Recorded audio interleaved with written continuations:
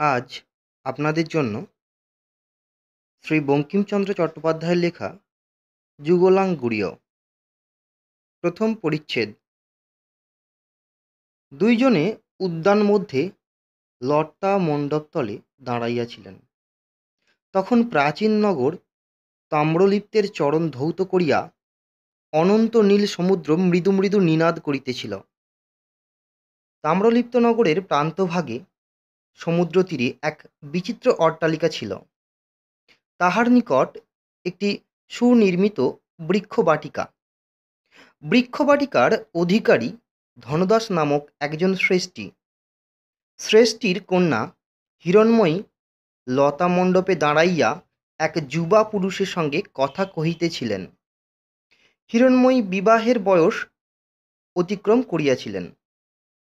তিনি ঈপ্সিত স্বামীর কামনায় একাদশ বৎসরে আরম্ভ করিয়া ক্রমাগত গত পঞ্চবৎসর এই সমুদ্রতীরবাসিনী সাগরেশ্বরী নাম্নী দেবীর পূজা করিয়াছিলেন, কিন্তু মনোরথ সফল হয় নাই। প্রাপ্ত যৌবনা কুমারী কেন যে এই যুবার সঙ্গে একা কথা কহেন তাহা সকলেই জানিত। হিরণ্ময়ী যখন 4 বৎসরের বালিকা, তখন এই যুবার বয়ঃক্রম 8 বৎসর। ইহার পিতা শচীসুত শ্রেষ্ঠী ধনদাসের প্রতিবাসী। এজন্য উভয়ে একত্র বাল্যক্রিয়া করিতেন, হয় শচীসুতের গৃহে, নয় ধনদাসের গৃহে। সর্বদা একত্র সহবাস করিতেন। এক্ষণে যুবতীর বয়স 16, যুবার বয়স 20 বৎসর। তথাপি উভয়ের সেই বালসখিত্ব সম্বন্ধই ছিল। একটুমাত্র বিঘ্ন ঘটিয়াছিল। যথাবিহিত কালে উভয়ের পিতা এই যুবক যুবতীর পরস্পরের সঙ্গে বিবাহ সম্বন্ধ করিয়াছিলেন। বিবাহের দিন স্থির পর্যন্ত হইয়াছিল। অকস্মাৎ হিরণ্ময়ীর পিতা বলিলেন, আমি বিবাহ দিব না। সেই অবধি হিরণ্ময়ী আর পুরন্দরের সঙ্গে সাক্ষাৎ করিতেন না। অদ্য পুরন্দর অনেক বিনয় করিয়া বিশেষ কথা আছে বলিয়া তাহাকে ডাকিয়া আনিয়াছিলেন। লতা মণ্ডপতলে আসিয়া হিরণ্ময়ী কহিল, আমাকে কেন ডাকিয়া আনিলে? আমি এক্ষণে আর বালিকা নহি। এখন আর তোমার সঙ্গে এমতো স্থানে একা সাক্ষাৎ করা ভালো দেখায় না। আর ডাকিলে আমি আসিব না। 16 বৎসরের বালিকা বলিতেছে আমি আর বালিকা নহি, ইহা বড় মিষ্ট কথা। কিন্তু সে রস অনুভব করিবার লোক সেখানে কেহই ছিল না। পুরন্দরের বয়স বা মনের ভাব সেরূপ নহে। পুরন্দর মণ্ডপ বিলম্বিত লতা হইতে একটি পুষ্প ভাঙিয়া লইয়া তাহা ছিন্ন করিতে করিতে বলিলেন, আমি আর ডাকিব না। আমি দূর দেশে চলিলাম, তাই তোমাকে বলিয়া যাইতে আসিয়াছি। হিরণ্ময়ী, দূর দেশে? কোথায়? পুরন্দর, সিংহলে। হিরণ্ময়ী, সিংহলে? সে কি? কেন সিংহলে যাইবে? পুরন্দর, কেন যাইব? আমরা শ্রেষ্ঠী, বাণিজ্যার্থ যাইব। বলিতে বলিতে পুরন্দরের চক্ষু ছলছল করিয়া আসিল। হিরণ্ময়ী বিমনা হইলেন, কোনো কথা কহিলেন না। অনিমেষ লোচনে সম্মুখবর্তী সাগর তরঙ্গে সূর্যকিরণের ক্রীড়া দেখিতে লাগিলেন। প্রাতঃকাল, মৃদু পবন বহিতেছে। মৃদু পবনোত্থিত অত্তুঙ্গ তরঙ্গে বালারুণ রশ্মি আরোহণ করিয়া কাঁপিতেছে। সাগর জলে তাহার অনন্ত উজ্জ্বল রেখা প্রসারিত হইয়াছে। শ্যামাঙ্গীর অঙ্গে রজতালঙ্কারবৎ ফেননিচয় শোভিতেছে। তীরে জলচর পক্ষীকুল শ্বেত রেখা সাজাইয়া বেড়াইতেছে। হিরণ্ময়ী সব দেখিলেন। নীল জল দেখিলেন, তরঙ্গশিরে ফেনমালা দেখিলেন, সূর্যরশ্মির ক্রীড়া দেখিলেন, দূরবর্তী অর্ণবপোত দেখিলেন, নীলাম্বরে কৃষ্ণ বিন্দুবৎ একটি পক্ষী উড়িতেছে, তাহাও দেখিলেন। শেষে ভূতলশায়ী একটি শুষ্ক কুসুমের প্রতি দৃষ্টি করিতে করিতে কহিলেন, তুমি কেন যাবে? অন্যান্যবার তোমার পিতা যাইয়া থাকেন। পুরন্দর বলিল, আমার পিতা বৃদ্ধ হইতেছেন, আমার এখন অর্থোপার্জনের সময় হইয়াছে, আমি পিতার অনুমতি পাইয়াছি। হিরণময়ী লতামণ্ডপের কাষ্ঠে ললাট রক্ষা করিলেন। পুরন্দর দেখিলেন তাঁহার ললাট কুঞ্চিত হইতেছে, অধর স্ফুরিত হইতেছে, নাসিকার রন্ধ্র স্ফীত হইতেছে। দেখিলেন যে হিরণময়ী কাঁদিয়া ফেলিলেন। পুরন্দর মুখ ফিরাইলেন। তিনিও একবার আকাশ, পৃথিবী, নগর, সমুদ্র সকল দেখিলেন, কিন্তু কিছুতেই রহিল না। চক্ষুর জল গণ্ড বাহিয়া পড়িল। পুরন্দর চক্ষু মুছিয়া বলিলেন, এই কথা বলিবার জন্য আসিয়াছি। যেদিন তোমার পিতা বলিলেন কিছুতেই আমার সঙ্গে তোমার বিবাহ দিবেন না, সেই দিন হইতেই আমি সিংহলে যাইবার কল্পনা স্থির করিয়াছিলাম।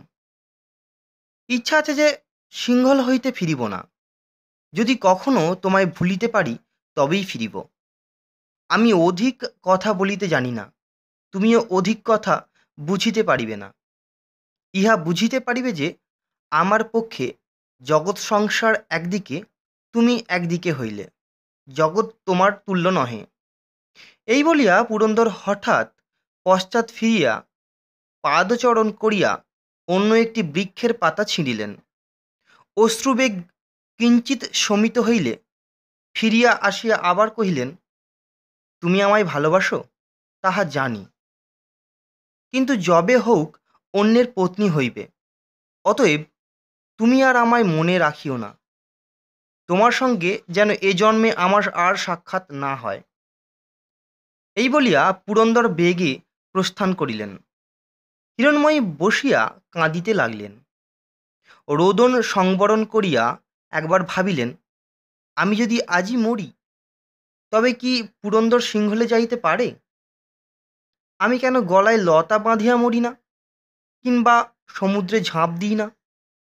আবার ভাবিলেন, আমি যদি মরিলাম তবে পুরন্দর সিংহলে যাক না যাক তাতে আমার কি?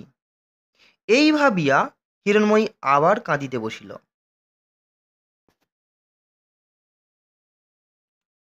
দ্বিতীয় পরিচ্ছেদ। কেন যে ধনদাস বলিয়াছিলেন যে আমি পুরন্দরের সঙ্গে হিরণের বিবাহ দিব না, তাহা কেহ জানিত না। তিনি তাহা কাহারও সাক্ষাতে প্রকাশ করেন নাই। জিজ্ঞাসা করিলে বলিতেন, বিশেষ কারণ আছে। হিরণময়ীর অন্যান্য অনেক সম্বন্ধ আসিল, কিন্তু ধনদাস কোনো সম্বন্ধেই সম্মত হইলেন না। বিবাহের কথা মাত্রে কর্ণপাত করিতেন না। কন্যা বড় হইল বলিয়া গৃহিণী তিরস্কার করিতেন। ধনদাস শুনিতেন না, কেবল বলিতেন, গুরুদেব আসুন, তিনি আসিলে এ কথা হইবে। পুরন্দর সিংহলে গেলেন। তাঁহার সিংহল যাত্রার পর 2 বৎসর এইরূপে গেল। পুরন্দর ফিরিলেন না। হিরণময়ীর কোনো সম্বন্ধ হইল না।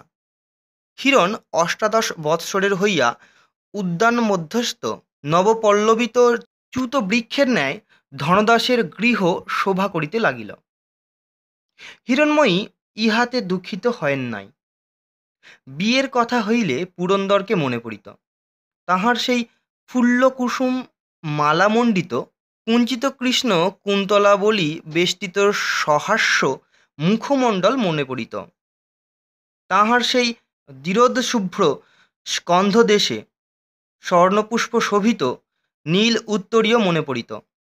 পদ্মহস্তে হীরকাঙ্গুরীয়গুলি মনে পড়িত। হিরণময়ী কাঁদিতেন। পিতার আজ্ঞা হইলে যাহাকে তাহাকে বিবাহ করিতে হইত, কিন্তু সে জীবন মৃত্যুবৎ হইত। তবে তাঁহার বিবাহোদ্যোগে পিতাকে অপ্রবৃত্ত দেখিয়া আহ্লাদিত হউন বা না হউন বিস্মিতা হইতেন। লোকে এত বয়স অবধি কন্যা অবিবাহিত রাখে না, রাখিলেও তাহার সম্বন্ধ করে। তাহার পিতা সে কথায় কর্ণ পর্যন্ত দেন না কেন? একদিন অকস্মাৎ এ বিষয়ের কিছু সন্ধান পাইলেন। ধনদাস বাণিজ্য হেতু চীন দেশে নির্মিত একটি বিচিত্র কৌটা পাইয়াছিলেন। কৌটা অতি বৃহৎ।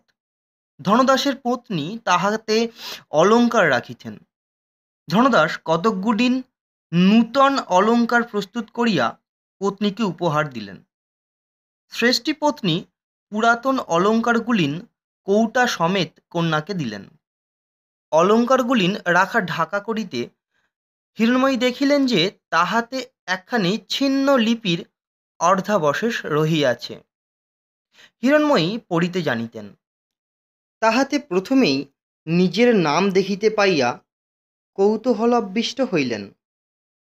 পড়িয়া দেখিলেন যে যে অর্ধাংশ আছে তাহাতে কোনো অর্থবোধ হয় না। কে কাহাকে লিখিয়াছিল তাহাও কিছুই বুঝা গেল না। কিন্তু তথাপি পড়িয়া হিরণময়ীর মহা ভীতি সঞ্চার হইল। ছিন্ন পত্রখণ্ড এইরূপ। জ্যোতিষী গণনা করিয়া দেখিলা হিরণময়ী তুল্য সোনার পুত্তলি। বাহ হইলে ভয়ানক বিপদ স্বরমুখ পরস্পরে হইতে পারে। হিরণময়ী কোনো অজ্ঞাত বিপদ আশঙ্কা করিয়া অত্যন্ত ভীতা হইলেন। কাহাকে কিছু না বলিয়া পত্রখণ্ড তুলিয়া রাখিলেন। তৃতীয় পরিচ্ছেদ। 2 বৎসরের পর আরও 1 বৎসর গেল। তথাপি পুরন্দরের সিংহল হইতে আসার কোনো সংবাদ পাওয়া গেল না। কিন্তু হিরণময়ীর হৃদয়ে তাঁহার মূর্তি পূর্ববৎ উজ্জ্বল ছিল। তিনি মনে মনে বুঝিলেন যে পুরন্দরও তাহাকে ভুলিতে পারেন নাই, নচেৎ এতদিন ফিরিতেন। এইরূপে 2 আর 1-এ 3 বৎসর গেলে অকস্মাৎ একদিন ধনদাস বলিলেন যে, চলো সপরিবারে কাশী যাইব। গুরুদেবের নিকট হইতে তাঁহার শিষ্য আসিয়াছেন। গুরুদেব সেইখানে যাইতে অনুমতি করিয়াছেন। তথায় হিরণময়ীর বিবাহ হইবে। সেইখানে তিনি পাত্র স্থির করিয়াছেন। ধনদাস পত্নী ও কন্যাকে লইয়া কাশী যাত্রা করিলেন। উপযুক্তকালে কাশীতে উপনীত হইলে পর ধনদাসের গুরু আনন্দস্বামী আসিয়া সাক্ষাৎ করিলেন এবং বিবাহের দিন স্থির করিয়া যথাশাস্ত্র উদ্যোগ করিতে বলিয়া গেলেন। বিবাহের যথাশাস্ত্র উদ্যোগ হইল, কিন্তু ঘটা কিছুই হইল না। ধনদাসের পরিবারস্থ ব্যক্তিভিন্ন কেহই জানিতে পারিল না যে বিবাহ উপস্থিত। কেবল শাস্ত্রীয় আচার সকল রক্ষা করা হইল মাত্র।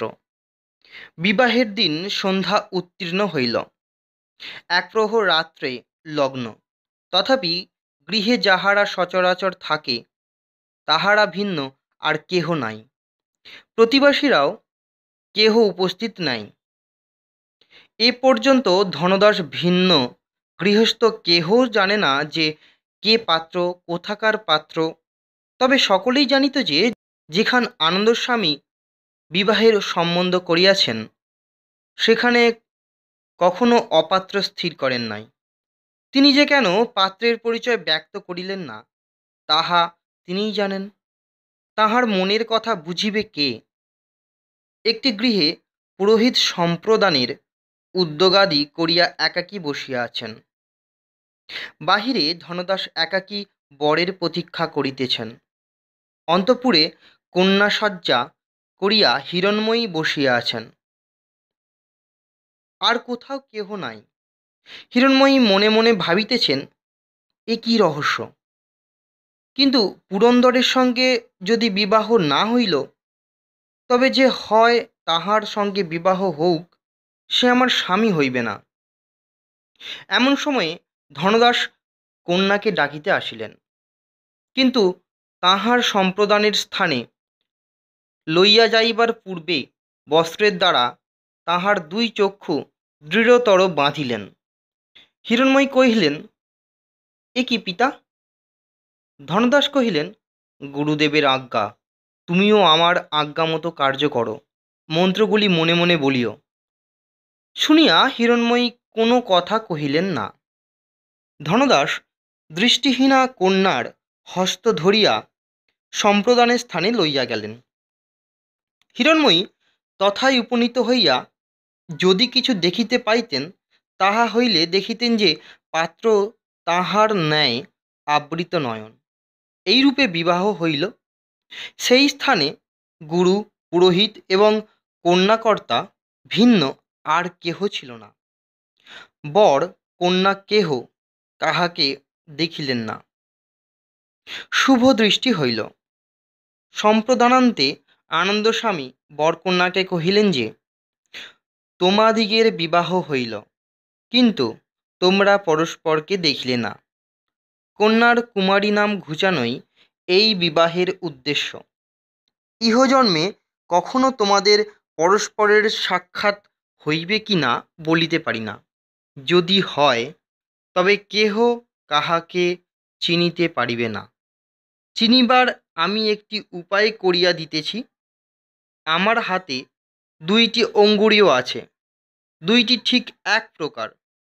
অঙ্গুরীয় যে প্রস্তরে নির্মিত, তাহা প্রায় পাওয়া যায় না, এবং অঙ্গুরীয়ের ভিতরের পৃষ্ঠে একটি ময়ূর অঙ্কিত আছে।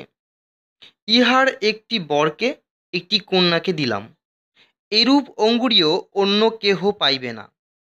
বিশেষ এই ময়ূরের চিত্র অনুকরণীয়। ইহা আমার স্বহস্ত খোদিত। যদি কন্যা কোনো পুরুষের হস্তে এইরূপ অঙ্গুরীয় দেখেন, তবে জানিবেন যে সেই পুরুষ তাহার স্বামী। যদি বর কখনো কোনো স্ত্রীলোকের হস্তে এইরূপ অঙ্গুরীয় দেখেন, তবে জানিবেন যে তিনি তাহার পত্নী। তোমরা কেহ এ অঙ্গুরীয় হারাইও না বা কাহাকে দিও না। অন্যাভাব হইলেও বিক্রয় করিও না। কিন্তু ইহাও আজ্ঞা করিতেছি যে, অদ্য হইতে 5 বৎসরের মধ্যে কদাচ এই অঙ্গুরীয় পরিও না। অদ্য আষাঢ় মাসের শুক্লা পঞ্চমী, রাত্রি 11 দণ্ড হইয়াছে। ইহার পর 5ম আষাঢ়ের শুক্লা পঞ্চমীর 11 দণ্ড রাত্রি পর্যন্ত অঙ্গুরীয় ব্যবহার নিষেধ করিলাম। আমার নিষেধ অবহেলা করিলে গুরুতর অমঙ্গল হইবে। এই বলিয়া আনন্দস্বামী বিদায় হইলেন। ধনদাস কন্যার চক্ষুর বন্ধন মোচন করিলেন। হিরণময়ী চক্ষু চাহিয়া দেখিলেন যে, গৃহমধ্যে কেবল পিতা ও পুরোহিত আছেন, তাঁহার স্বামী নাই। তাঁহার বিবাহরাত্রি একাই যাপন করিলেন। 4র্থ পরিচ্ছেদ। বিবাহান্তে ধনদাস স্ত্রী ও কন্যাকে লইয়া দেশে ফিরিয়া আসিলেন। আরও 4 বৎসর অতিবাহিত হইল। পুরন্দর ফিরিয়া আসিলেন না। হিরণময়ীর পক্ষে এখন ফিরিলেই কি, না ফিরিলেই কি। পুরন্দর যে এই 7 বৎসরে ফিরিল না, ইহা ভাবিয়া হিরণময়ী দুঃখিতা হইলেন। মনে ভাবিলেন, তিনি যে আজিও আমায় ভুলিতে পারেন নাই বলিয়া আসিলেন না, এ মত কদাচ সম্ভবে না। তিনি জীবিত আছেন কি না সংশয়। তাঁহার দেখার আমি কামনা করি না। এখন আমি অন্যের স্ত্রী, কিন্তু আমার বাল্যকালের সুহৃদ বাঁচিয়া থাকুন, এ কামনা কেন না করিব। ধনদাসেরও কোনো কারণে না কোনো কারণে চিন্তিত ভাব প্রকাশ হইতে লাগিল। ক্রমে চিন্তা গুরুতর হইয়া শেষে দারুণ রোগে পরিণত হইল। তাহাতে তাহার মৃত্যু হইল। ধনদাসের পত্নী অনুমৃতা হইলেন। হিরণময়ীর আর কেহ ছিল না।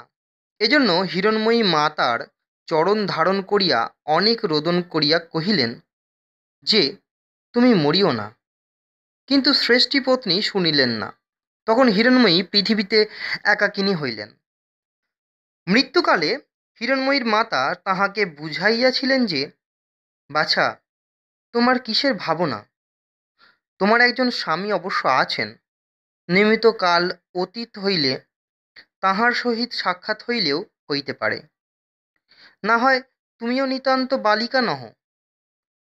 বিশেষ পৃথিবীতে যে সহায় প্রধান ধন, তাহা তোমার অতুল পরিমাণে রহিল, কিন্তু সে আশা বিফল হইল। ধনদাসের মৃত্যুর পর দেখা গেল যে তিনি কিছুই রাখিয়া যান নাই। অলঙ্কার, অট্টালিকা এবং গার্হস্থ্য সামগ্রী ভিন্ন আর কিছুই নাই। অনুসন্ধানে হিরণময়ী জানিলেন যে ধনদাস কয়েক বৎসর হইতে বাণিজ্যে ক্ষতিগ্রস্ত হইয়া আসিতেছিলেন। তিনি তাহা কাহাকেও না বলিয়া শোধনের চেষ্টায় ছিলেন। ইহাই তাহার চিন্তার কারণ। শেষে শোধনও অসাধ্য হইল। ধনদাস মনের ক্লেশে পীড়িত হইয়া পরলোক প্রাপ্ত হইয়াছিলেন। এই সকল সংবাদ শুনিয়া অপরাপর শ্রেষ্ঠীরা আসিয়া হিরণময়ীকে কহিল যে, তোমার পিতা আমাদের ঋণগ্রস্ত হইয়া মরিয়াছেন, আমাদিগে ঋণ পরিশোধ করো। শ্রেষ্ঠী কন্যা অনুসন্ধান করিয়া জানিলেন যে তাহাদের কথা যথার্থ। তখন হিরণময়ী সর্বস্ব বিক্রয় করিয়া তাহাদের ঋণ পরিশোধ করিলেন, বাসগৃহ পর্যন্ত বিক্রয় করিলেন। এখন হিরণময়ী অন্ন বস্ত্রের দুঃখে দুঃখিনী হইয়া নগর প্রান্তে এক কুটির মধ্যে একা বাস করিতে লাগিলেন। কেবলমাত্র এক সহায় পরম হিতৈষী আনন্দস্বামী, কিন্তু তিনি তখন দূরদেশে ছিলেন। হিরণময়ীর এমন একটি লোক ছিল না যে আনন্দস্বামীর নিকট প্রেরণ করেন। পঞ্চম পরিচ্ছেদ। হিরণময়ী যুবতী এবং সুন্দরী। একাকিনী এক গৃহে শয়ন করা ভালো নহে।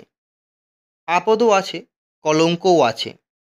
অমূল্য নামে এক গোপন কন্যা হিরণময়ীর প্রতিবাসিনী ছিল। সে বিধবা। তাহার একটি কিশোর বয়স্ক পুত্র এবং কয়েকটি কন্যা। তাহার যৌবনকাল অতীত হইয়াছিল। সচরিত্রা বলিয়া তাহার খ্যাতি ছিল। হিরণময়ী রাত্রিতে আসিয়া তাহার গৃহে শয়ন করিতেন। একদিন হিরণময়ী অমলার গৃহে শয়ন করিতে আসিলে পর অমলা তাহাকে কহিল, সংবাদ শুনিয়াছ, পুরন্দর শ্রেষ্ঠী নাকি ৮ বৎসরের পর নগরে ফিরিয়া আসিয়াছে। শুনিয়া হিরণময়ী মুখ ফিরাইলেন। চক্ষুর জল অমলা না দেখিতে পায়। পৃথিবীর সঙ্গে হিরণময়ীর শেষ সম্বন্ধ ঘুচিল। পুরন্দর তাহাকে ভুলিয়া গিয়াছে, নচেত ফিরিত না। পুরন্দর এক্ষণে মনে রাখুক বা ভুলুক, তাহার লাভ বা ক্ষতি কি? তথাপি যাহার স্নেহের কথা ভাবিয়া যাবজ্জীবন কাটাইয়াছেন, সে ভুলিয়াছে ভাবিতে হিরণময়ীর মনে কষ্ট হইল। হিরণময়ী একবার ভাবিলেন, ভুলেন নাই, কতকাল আমার জন্য বিদেশে থাকিবেন। বিশেষ তাহাকে তাহার পিতার মৃত্যু হইয়াছে, আর দেশে না আসিলে চলিবে কেন? আবার ভাবিলেন, আমি কুলোটা, সন্দেহ নাই, নহিলে পুরন্দরের কথা মনে করি কেন? অমলা কহিল, পুরন্দরকে কি তোমার মনে পড়িতেছে না? পুরন্দর শচীসুত শ্রেষ্ঠীর ছেলে। হিরণময়ী, চিনি। অমলা, তা সে ফিরে এসেছে। কত নৌকা যে ধন এনেছে, তাহা গুণে সংখ্যা করা যায় না। এত ধন নাকি এ তামলিপে কেহ কখনো দেখে নাই। হিরণময়ীর হৃদয়ে রক্ত একটু খড় বহিল। তাহার দারিদ্র দশা মনে পড়িল, পূর্ব সম্বন্ধও মনে পড়িল। দারিদ্র্যের জ্বালা বড় জ্বালা। তাহার পরিবর্তে এই অতুল ধনরাশি হিরণময়ীর হইতে পারিত। ইহা ভাবিয়া যাহার খড় রক্ত না বহে, এমন স্ত্রীলোক অতি অল্প আছে। হিরণময়ী ক্ষণেককাল অন্য মনে থাকিয়া পরে অন্য প্রসঙ্গ তুলিল। শেষ শয়নকালে জিজ্ঞাসা করিল, অমলে, সেই শ্রেষ্ঠীপুত্রের বিবাহ হইয়াছে? অমলা কহিল, না, বিবাহ হয় নাই। হিরণময়ীর ইন্দ্রিয় সকল অবশ হইল। সে রাত্রিতে আর কোনো কথা হইল না। ষষ্ঠ পরিচ্ছেদ। পরে একদিন অমলা হাসি মুখে হিরণময়ীর নিকটে আসিয়া মধুর ভর্ৎসনা করিয়া কহিল, হ্যাঁ গা বাছা, তোমার কি এমনই ধর্ম? হিরণময়ী কহিল, কি করিয়াছি? অমলা, আমার কাছে এতদিন তা বলিতে নাই? হিরণময়ী, কি বলি নাই? অমলা, পুরন্দর শ্রেষ্ঠীর সঙ্গে তোমার এত আত্মীয়তা? হিরণময়ী ঈষৎ লজ্জিতা হইলেন, বলিলেন, তিনি বাল্যকালে আমার প্রতিবাসী ছিলেন, তার বলিব কি? অমলা, শুধু প্রতিবাসী? দেখো দেখি কি এনেছি। এই বলিয়া অমলা একটি কৌটা বাহির করিল। কৌটা খুলিয়া তাহার মধ্য হইতে অপূর্ব দর্শন মহাপ্রভাযুক্ত মহামূল্য হীরার হার বাহির করিয়া হিরণময়ীকে দেখাইল।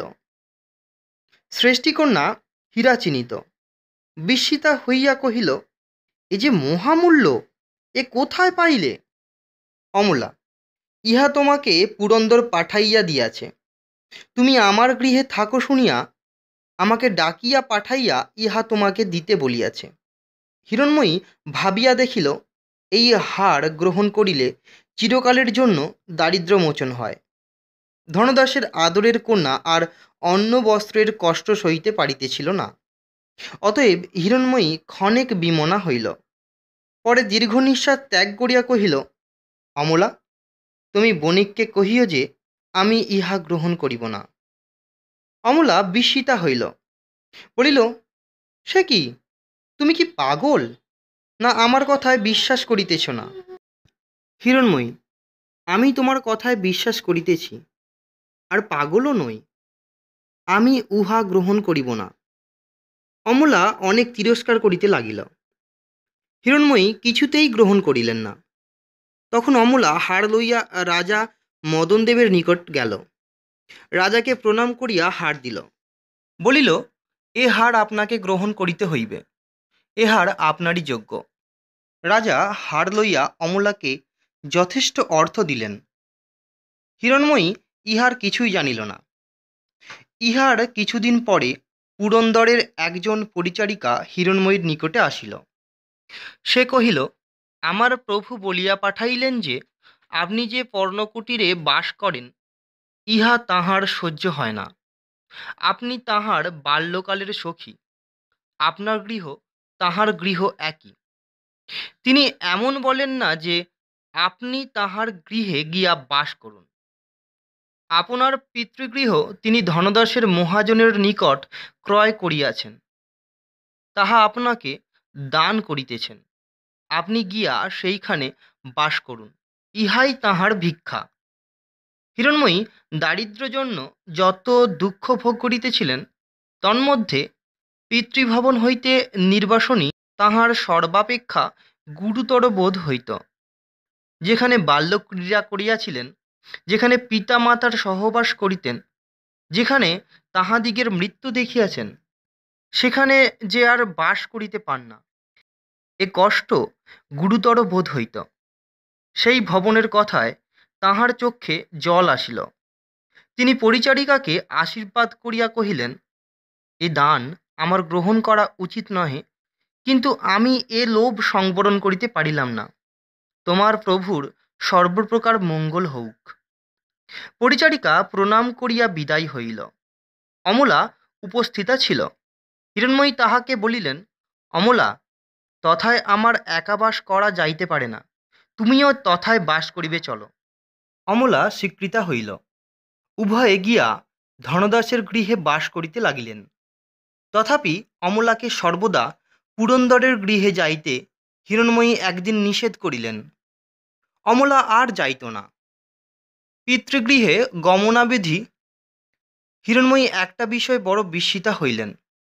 একদিন অমলা কহিল, তুমি সংসার নির্বাহের জন্য ব্যস্ত হইও না, বা শারীরিক পরিশ্রম করিও না। রাজবাড়ি আমার কার্য হইয়াছে, আর এখন অর্থের অভাব নাই, অতএব আমি সংসার চলাইব।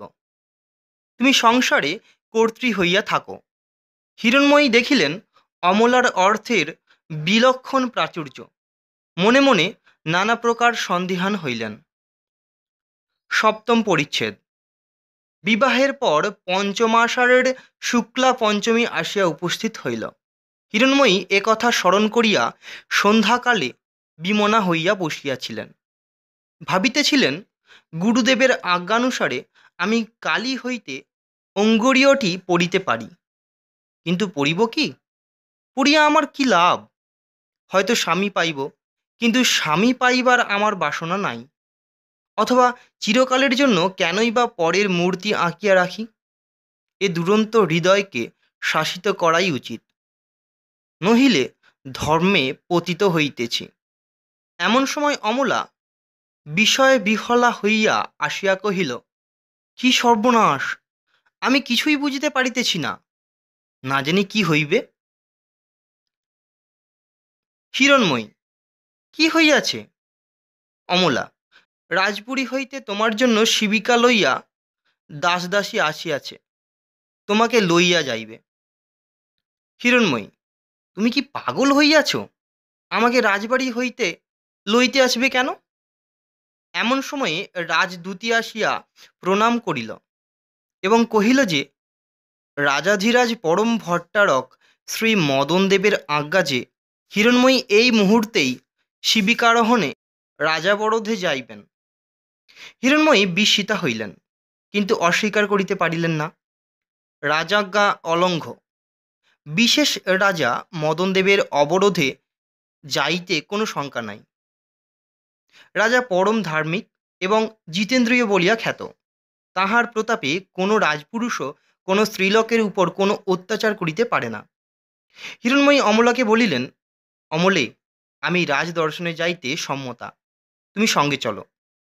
অমলা স্বীকৃতা হইল। তৎসমভিব্যাহারে শিবিকারোহণে হিরণময়ী রাজাবরোধ মধ্যে প্রবিষ্টা হইলেন। প্রতিহারী রাজাকে নিবেদন করিল যে শ্রেষ্ঠীকন্যা আসিয়াছে। রাজাজ্ঞা পাইয়া প্রতিহারী একা হিরণময়ীকে রাজসমক্ষে লইয়া আসিল। অমলা বাহিরে রহিল। অষ্টম পরিচ্ছেদ। হিরণময়ী রাজাকে দেখিয়া বিস্মিতা হইলেন। রাজও দীর্ঘাকৃতি পুরুষ, কবাটবক্ষ, দীর্ঘহস্ত, অতি সুগঠিত আকৃতি, ললাট প্রশস্ত, বিস্ফারিত আয়ত চক্ষু, শান্ত মূর্তি। এরূপ সুন্দর পুরুষ কদাচিৎ স্ত্রীলোকের নয়নপথে পড়ে। রাজাও শ্রেষ্ঠীকন্যাকে দেখিয়া জানিলেন যে রাজাবরোধেও এরূপ সুন্দরী দুর্লভ। রাজা কহিলেন, তুমি হিরণময়ী? হিরণময়ী কহিলেন, আমি আপনার দাসী। রাজা কহিলেন, কেন তোমাকে ডাকিয়াছি তাহা শুনো। তোমার বিবাহের কথা মনে পড়ে? হিরণময়ী, পড়ে। রাজা, সেই রাত্রে আনন্দস্বামী তোমাকে যে অঙ্গুরীয় দিয়াছিলেন তাহা তোমার কাছে আছে? হিরণময়ী, মহারাজ, সে অঙ্গুরীয় আছে, কিন্তু সে সকল অতি গুহ্য বৃত্তান্ত। কি প্রকারে আপনি তাহা অবগত হইলেন? রাজা তাহার কোনো উত্তর না দিয়া কহিলেন, সে অঙ্গুরীয় কোথায় আছে, আমাকে দেখাও। হিরণময়ী কহিলেন, উহা আমি গৃহে রাখিয়া আসিয়াছি। ৫ বৎসর পরিপূর্ণ হইতে আরও কয়েক দণ্ড বিলম্ব আছে, অতএব তাহা পড়িতে আনন্দস্বামীর যে নিষেধ ছিল তাহা এখনও আছে। রাজা, ভালোই, কিন্তু সেই অঙ্গুরীয়ের অনুরূপ দ্বিতীয় যে অঙ্গুরীয় তোমার স্বামীকে আনন্দস্বামী দিয়াছিলেন তাহা দেখিলে চিনিতে পারিবে? হিরণময়ী, উভয় অঙ্গুরীয় একই রূপ, সুতরাং দেখিলে চিনিতে পারিব। তখন প্রতিহারী রাজাজ্ঞাপ্রাপ্ত হইয়া এক সুবর্ণের কৌটা আনিল। রাজু তাহার মধ্য হইতে একটি অঙ্গুরীয় লইয়া বলিলেন, দেখো এই অঙ্গুরীয় কাহার? হিরণময়ী অঙ্গুরীয় প্রদীপালোকে বিলক্ষণ নিরীক্ষণ করিয়া বলিলেন, দেব, এ আমার স্বামীর অঙ্গুরীয় বটে, কিন্তু আপনি ইহা কোথায় পাইলেন? পরে কিয়ৎক্ষণ চিন্তা করিয়া বলিলেন, দেব, ইহাতে জানিলাম যে আমি বিধবা হইয়াছি। স্বজনহীন মৃতের ধন আপনার হস্তগত হইয়াছে, নহিলে তিনি জীবিতাবস্থায় ইহা ত্যাগ করিবার সম্ভাবনা ছিল না। রাজা হাসিয়া কহিলেন, আমার কথায় বিশ্বাস করো, তুমি বিধবা নহ। হিরণময়ী, তবে আমার স্বামী আমার অপেক্ষাও দরিদ্র, ধনলোভে ইহা বিক্রয় করিয়াছেন। রাজা, তোমার স্বামী ধনী ব্যক্তি। হিরণময়ী, তবে আপনি বলে ছলে কৌশলে তাহার নিকট ইহা অপহরণ করিয়াছেন। রাজা এই দুঃসাহসিক কথা শুনিয়া বিস্মিতা হইলেন, বলিলেন, তোমার বড় সাহস! রাজা মদনদেব চোর, ইহা আর কেহ বলে না। হিরণময়ী, নচেৎ আপনি এ অঙ্গুরীয় কোথায় পাইলেন? রাজা, আনন্দস্বামী তোমার বিবাহের রাত্রে ইহা আমার অঙ্গুলিতে পড়াইয়া দিয়াছেন। হিরণময়ী তখন লজ্জায় অধোমুখী হইয়া কহিলেন, আর্যপুত্র, আমার অপরাধ ক্ষমা করুন। আমি চপলা, না জানিয়া কটু কথা বলিয়াছি। নবম পরিচ্ছেদ। হিরণময়ী রাজমহিষী। ইহা শুনিয়া হিরণময়ী অত্যন্ত বিস্মিতা হইলেন, কিন্তু কিছুমাত্র আহ্লাদিতা হইলেন না, বরং বিষণ্ণ হইলেন। ভাবিতে লাগিলেন যে, আমি এতদিন পুরন্দরকে পাই নাই বটে, কিন্তু পরপত্নীত্বের যন্ত্রণা ভোগ করি নাই। এক্ষণ হইতে আমার সেই যন্ত্রণা আরম্ভ হইল, আর আমি হৃদয়ের মধ্যে পুরন্দরের পত্নী কি প্রকারে অন্যানুরাগিণী হইয়া এই মহাত্মার গৃহ কলঙ্কিত করিব। হিরণময়ী এইরূপ ভাবিতেছিলেন। এমতো সময়ে রাজা বলিলেন, হিরণময়ী, তুমি আমার মহিষী বটে, কিন্তু তোমাকে গ্রহণ করিবার পূর্বে আমার কয়েকটি কথা জিজ্ঞাসা আছে। তুমি বিনামূল্যে পুরন্দরের গৃহে বাস করো কেন? হিরণময়ী অধোবদন হইলেন। রাজা পুনরপি জিজ্ঞাসা করিলেন, তোমার দাসী অমলা সর্বদা পুরন্দরের গৃহে যাতায়াত করে কেন? হিরণময়ী আরও লজ্জাবতমুখী হইয়া রহিলেন, ভাবিতেছিলেন, রাজা মদনদেব কি সর্বজ্ঞ? তখন রাজা কহিলেন, আর একটা গুরুতর কথা আছে। তুমি পরনারী হইয়া পুরন্দর প্রদত্ত হীরকহার গ্রহণ করিয়াছিলে কেন? এবার হিরণময়ী কথা কহিলেন, বলিলেন, আর্যপুত্র, জানিলাম আপনি সর্বজ্ঞ নহেন। হীরকহার আমি ফিরাইয়া দিয়াছি। রাজা, তুমি সেই হার আমার নিকট বিক্রয় করিয়াছ, এই দেখো সেই হার। এই বলিয়া রাজা কৌটার মধ্য হইতে হার বাহির করিয়া দেখাইলেন। হিরণময়ী হীরকহার চিনিতে পারিয়া বিস্মিতা হইলেন, কহিলেন, আর্যপুত্র, এ হার কি আমি স্বয়ং আসিয়া আপনার কাছে বিক্রয় করিয়াছি? রাজা, না, তোমার দাসী বা দূতী অমলা আসিয়া বিক্রয় করিয়াছে। তাহাকে ডাকাইব? হিরণময়ীর অমর্ষান্বিত বদনমণ্ডলে একটু হাসি দেখা দিল, বলিলেন, আর্যপুত্র, অপরাধ ক্ষমা করুন, অমলাকে ডাকাইতে হইবে না, আমি এ বিক্রয় স্বীকার করিতেছি। এবার রাজা বিস্মিত হইলেন, বলিলেন, স্ত্রীলোকের চরিত্র অভাবনীয়, তুমি পরের পত্নী হইয়া পুরন্দরের নিকট কেন এই হার গ্রহণ করিলে? হিরণময়ী, প্রণয়োপহার বলিয়া গ্রহণ করিয়াছি। রাজা আরও বিস্মিত হইলেন, জিজ্ঞাসা করিলেন, সে কি, কি প্রকারে প্রণয়োপহার? হিরণময়ী, আমি কুলোটা। মহারাজ, আমি আপনার গ্রহণের যোগ্য নহি, আমি প্রণাম করিতেছি, আমাকে বিদায় দিন, আমার সঙ্গে বিবাহ বিস্তৃত হউন। হিরণময়ী রাজাকে প্রণাম করিয়া গমনোদ্যত হইয়াছেন, এমন সময়ে রাজার বিস্ময় বিকাশক মুখকান্তি অকস্মাৎ প্রফুল্ল হইল। তিনি উচ্চৈর্হাস্য করিয়া উঠিলেন।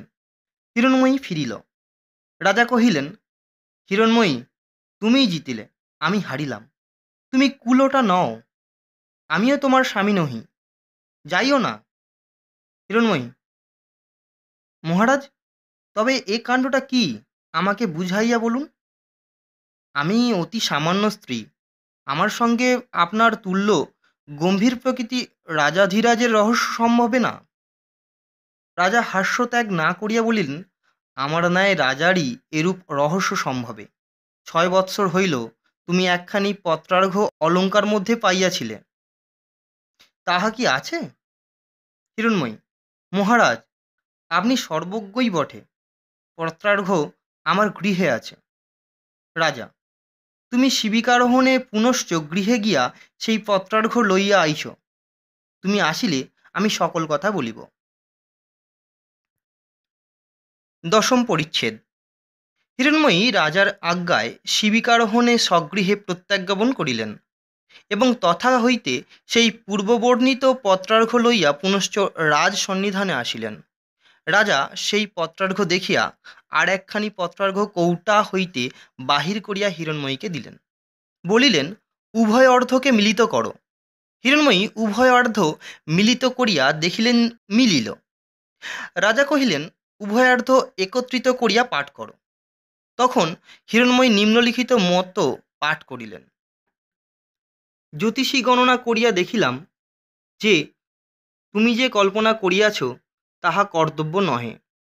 হিরণ্ময়ী তুল্য সোনার পুত্তলিকে কখনো চিরবৈধবে নিক্ষিপ্ত করা যাইতে পারে না।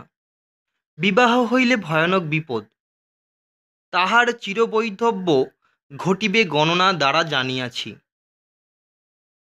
তবে পঞ্চবৎসর পর্যন্ত পরস্পরে যদি দম্পতি মুখদর্শন না করে, তবে এই গ্রহ হইতে যাহাতে নিষ্কৃতি হইতে পারে তাহার বিধান আমি করিতে পারি।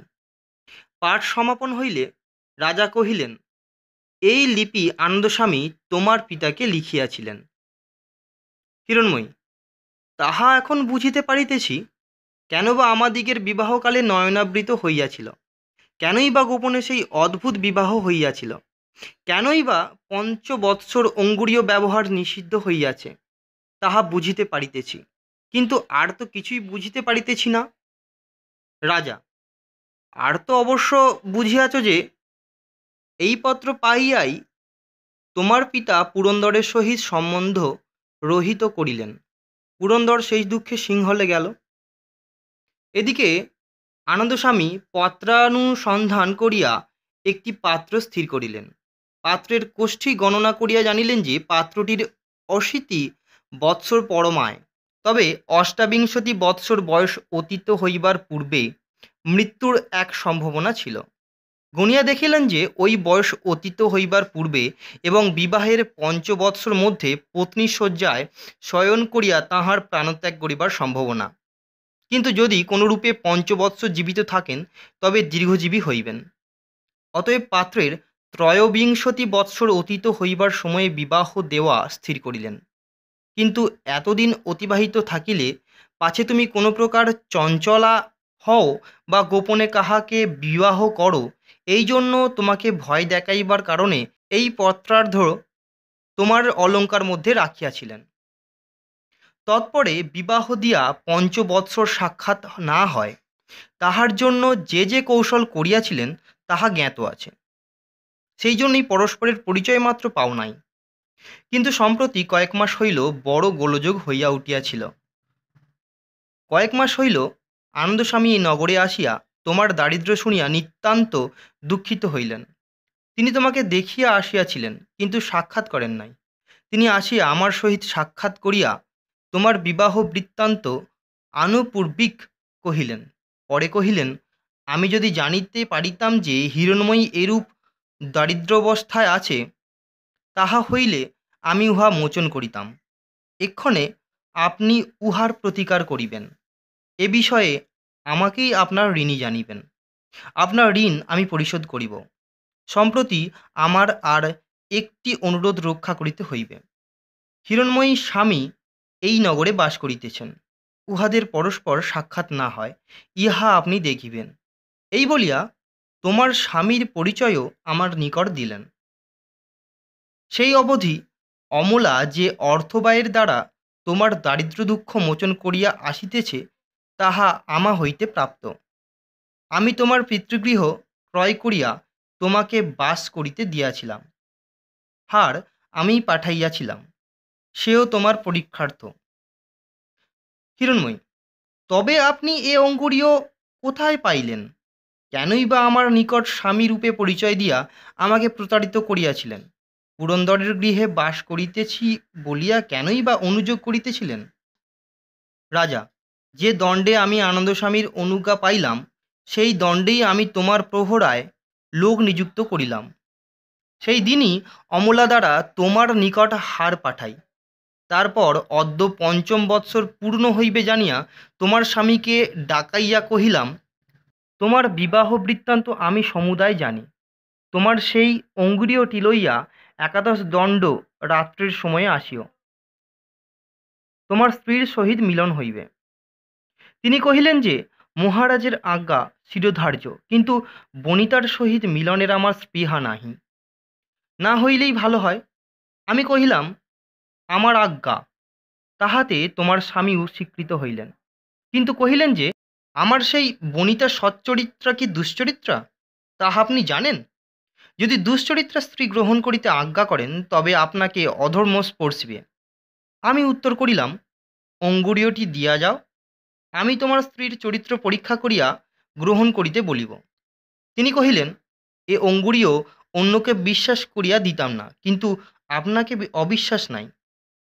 আমি অঙ্গুরীয় লইয়া তোমার যে পরীক্ষা করিয়াছি, তাহাতে তুমি জয়ী হইয়াছ।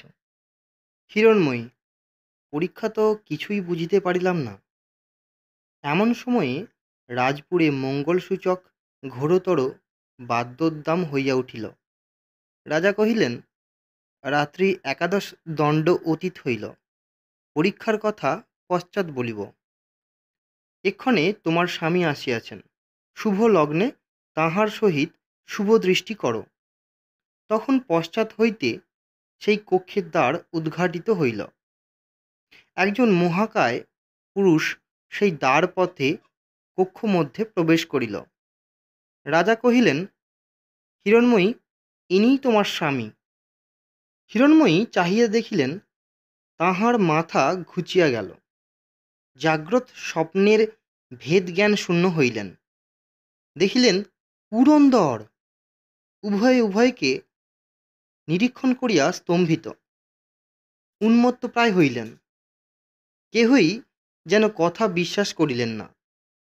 রাজা পুরন্দরকে কহিলেন, সুহৃৎ, হিরণময়ী তোমার যোগ্যা পত্নী, অন্দরে গৃহে লইয়া যাও। ইনি অদ্যপি তোমার প্রতি পূর্ববৎ স্নেহময়ী। আমি দিবারাত্র ইহাকে প্রহরাতে রাখিয়াছিলাম। তাহাতে বিশেষ জানি যে ইনি অনন্যানুরাগিণী। তোমার ইচ্ছাক্রমে উহার পরীক্ষা করিয়াছি। আমি উহার স্বামী বলিয়া পরিচয় দিয়াছিলাম, কিন্তু রাজ্যলোভেও হিরণময়ী লুব্ধ হইয়া তোমাকে ভুলেন নাই। আপনাকে হিরণময়ী স্বামী বলিয়া পরিচিত করিয়া ইঙ্গিতে জানাইলাম যে, হিরণময়ীকে তোমার প্রতি অসৎ প্রণয়াসক্ত বলিয়া সন্দেহ করি। যদি হিরণময়ী তাহাতে দুঃখিতা হতো, আমি নির্দোষী, আমাকে গ্রহণ করুন বলিয়া কাতর হইত।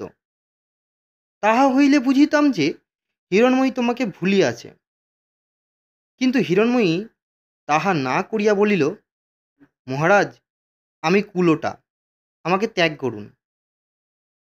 হিরণময়ী, তোমার তখনকার মনের ভাব আমি সকলই বুঝিয়াছিলাম। তুমি অন্য স্বামীর সংসর্গ করিবে না বলিয়াই আপনাকে কুলোটা বলিয়া পরিচয় দিয়াছিলে। এক্ষণে আশীর্বাদ করি, তোমরা সুখী হও। হিরণময়ী, মহারাজ, আমাকে আর একটি কথা বুঝাইয়া দিন। ইনি সিংহলে ছিলেন। কাশীতে আমার সঙ্গে প্রণয় হইল কি প্রকারে?